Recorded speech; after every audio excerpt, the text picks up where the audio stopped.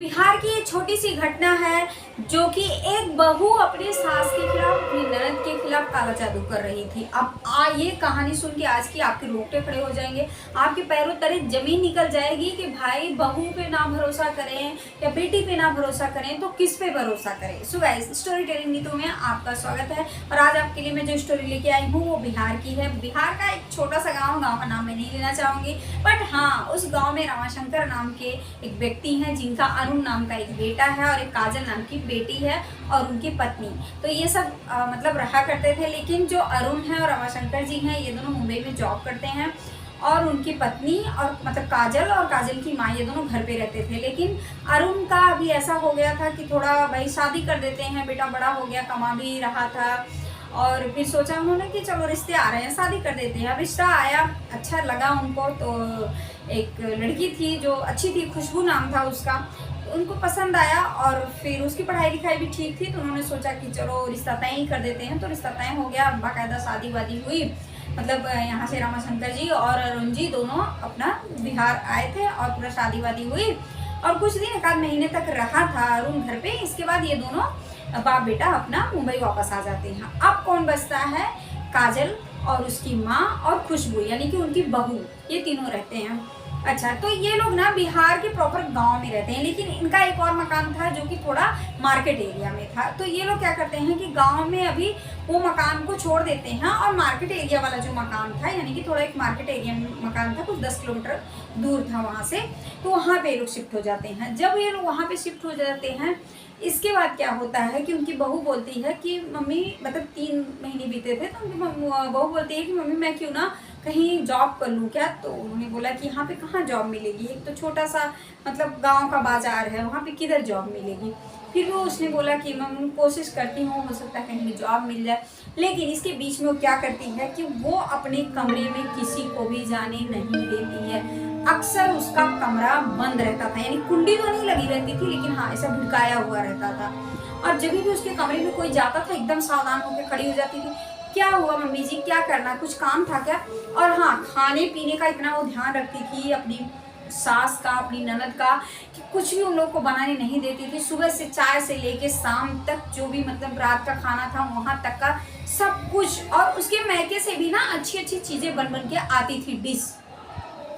एक और बात है कि ये कुछ तो छुपा रही थी, कुछ तो था इसके घर के अंदर जो ये अपने कमरे में किसी को जाने से, एंटर होने से बहुत डरती थी। अच्छा, गांव में तो इतना ये सब नहीं था, लेकिन जब वो मैंने बताया आपको कि मार्केट में उनका घर था, वहाँ पे लोग शिफ्ट हुए थे, वहाँ पे ये बहुत डरती थी कि कहीं ऐसा तो ना ही हो जाएगा कि मेरे घर में कोई आ जाए, मतलब काजल आ जाए उसकी माँ।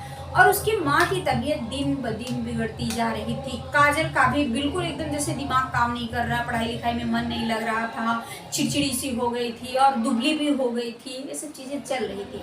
और बहू रानी जो थी वो बार बार मैके उनका आना जाना लगा रहता था। ऐसे में क्या हुआ कि उसकी बहन ने एक दिन, यानी कि काजल ने अपने भाई को बताया कि भाभी का कुछ व्यवहार सही नहीं लग रहा, अपने घर में जाने नहीं देती है। और ऐसा है कि अगर मैं कभी भी जाऊं और अलमारी के सामने खड़ी हो जाऊं तो अपने अलमारी के सामने वो खड़ी तक नहीं होने देती। क्या चल रहा भैया मुझे पता नहीं है, एक बार आप घर पे आओ प्लीज़, और मुझे कुछ समझ नहीं आ रहा, मम्मी की तबीयत दिन दिन बिगड़ती जा रही, मेरी भी हालत कुछ ठीक नहीं है। और फिर अच्छा, तो दोनों लोग छुट्टी लेके आते हैं एक बार बीच में, और आते हैं तो लड़का बिल्कुल मतलब ध्यान रख रहा है कि आखिर में क्या हो रहा है, क्या कर रही है।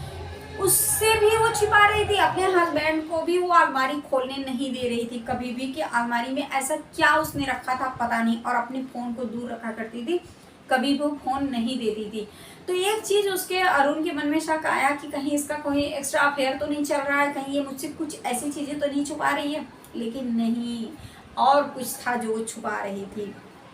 थोड़ा दिन वो लोग रहते हैं, वापस मुंबई चले जाते हैं, लेकिन बेटे के मन में कहीं ना कहीं ये बातें चल रही थी। तो वो फिर एक दो महीने रहा, फिर वापस से छुट्टी लेके आता है। और फिर आता है तो इसे नौकरी पे भी उसके असर हो जा रहा था कि माँ की तबीयत दिन ब दिन खराब होती जा रही थी। अब दोनों एक साथ नहीं आ सकते थे नौकरी छोड़ के, क्योंकि घर का खर्चा भी देखना था। आता है और इसके बाद जब वो कमरे में कई बार मतलब जैसे भी एंटर होता है ना कभी कमरे में, तो एकदम से वो हड़बड़ा के उठ जाती है, क्या हुआ क्या हुआ, और अलमारी के पास ऐसे खड़ी हो जा रही है, बिल्कुल अलमारी को हाथ नहीं लगाने दे रही है। तो उसकी बहन ने सब कुछ बोला कि भैया अलमारी के साथ कुछ तो दिक्कत है, और फ़ोन भी अपना कभी भी इनका छू लो तो एकदम से हड़बड़ा जाती है। ये चीज़ अरुण ने नोटिस भी किया था। अब उसने क्या किया कि एक दिन पूरा झगड़ा किया, चिल्लम चिल्ली, और उसको थोड़ा धक्का दिया और अलमारी जाके ज़बरदस्ती खोला, उससे चाबी बोला कहाँ पे है, तो चाबी उसने बताया, डर के मारे वो बता दी कहाँ चाबी यहाँ पे। जब जाके देख रहा है तो क्या पाया कि अलमारी बिल्कुल खाली पड़ी थी और वहाँ पे उसकी माँ की फ़ोटो लगी थी, उसकी बहन की फ़ोटो लगी थी, और दोनों पे बराबर का सिंदूर लगा हुआ था, नीचे एक दिया जल रही थी, और उस तेल के अंदर छोटे छोटे इतने बड़े बड़े फ़ोटो रखी गई थी। और फिर कुछ जो भी काला जादू होता है वो तो मुझे पता नहीं है, बट वहाँ पे कुछ गुड़िया टाइप का भी रखा गया था जिसमें पूरी पिंच होई गई थी जगह जगह पे। ये सब चीज़ें मतलब ये सब चीज़ें देख के अरुण एकदम से चिल्ला उठा और जोर से चिल्लाया और बोला ये क्या नाटक तूने किया, चल तेरी माँ को पहले फ़ोन करता हूँ। इसके बाद उसका हाथ पकड़ के खींचते हुए बाहर लेके आया, बोला अब फ़ोन दे अभी अपना, नहीं तो तुझे अभी यही इतना मारूंगा ना और पुलिस स्टेशन लेके चलूँगा। वो डर गई, फ़ोन अपना दे दी। पता है फ़ोन पे क्या था, फ़ोन में एक ग्रुप बना हुआ था जिसमें उसकी सहेलियों से बात होती थी, और उस ग्रुप में उसकी मम्मी भी शामिल थी, यानी कि माँ भी शामिल थी, उसकी सहेलियाँ भी शामिल थी। ग्रुप में ऐसी बातें हो रही थी कि क्या तूने मतलब मुझे बोलने में भी ऐसा शर्म आ रहा है, मैं बोलूँ तो कैसे बोलूँ, अपना जो पीरियड्स का जो था वो ब्लड वो पिलाया करती थी उन दोनों को। काले जादू में ऐसा सुना जाता है कि पीरियड्स के वो ब्लड पिलाए जाते, वो यूरिन पिलाती थी, वो ना अपनी जो चड्डी थी नीचे मतलब जो अंडरवेयर पहनते हैं वो भी उसको धुल धुल के उसी में चाय बनाती थी, उसी में खाना बनाती थी। और वो मतलब इतना वो लोग इसीलिए परेशान हो गए थे। लेकिन उसकी सास थोड़ी पूजा पाठ कम करती थी, लेकिन ननद जो थी वो अच्छा पूजा पाठ करती थी, इसके लिए उसके ऊपर थोड़ा असर कम हो गया था। बहू रानी आखिरकार वो पूरा चैट जब पढ़ा गया तो फिर उसका बेटा मोटरसाइकिल पे उसको बैठाया और लेके गया उसकी माँ के पास। वहाँ पे बहुत झड़प लगाई और फिर बोला कि अब आज से मैं तलाक लूँगा, मैं तुम्हारे साथ नहीं रहूँगा।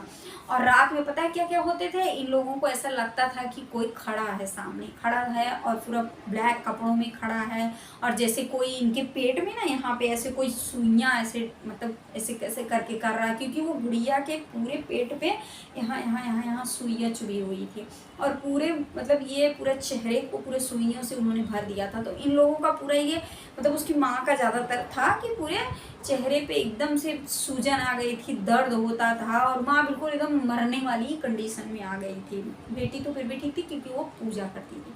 पूजा करना कितना इम्पोर्टेंट है ये आप समझ सकते हो, नहीं तो काला जादू कितना असर करता है। उसकी माँ आखिरकार नहीं बच पाई और वो इस दुनिया से चली गई, लेकिन बेटे ने उसे तलाक दे दिया। तलाक क्या दिया, जब उसने मतलब तलाक देने की बोला कि मुझे तलाक चाहिए अब, तो उन लोगों ने इसके ऊपर केस कर दिया, और वो भी दहेज के उत्पीड़न में कि तुम दहेज, ये हमसे दहेज लेना चाहता था इसलिए ऐसे इल्ज़ाम लगा रहा है। मैंने कोई काला जादू नहीं किया। अभी भी उन लोगों का कोर्ट कचहरी का चक्कर वो चल रहा है। बेटा ने बोला मैं दूसरी शादी करूँगा नहीं, बस अपनी बहन की तैयारी करवा रहा हूँ जैसे तैसे। बाप अब उनका मतलब रमाशंकर जी अब आ गए हैं, बिहार में ही उनके साथ रहते हैं बच्ची के, और ये बेटा कमाता है, माँ तो चल बसी।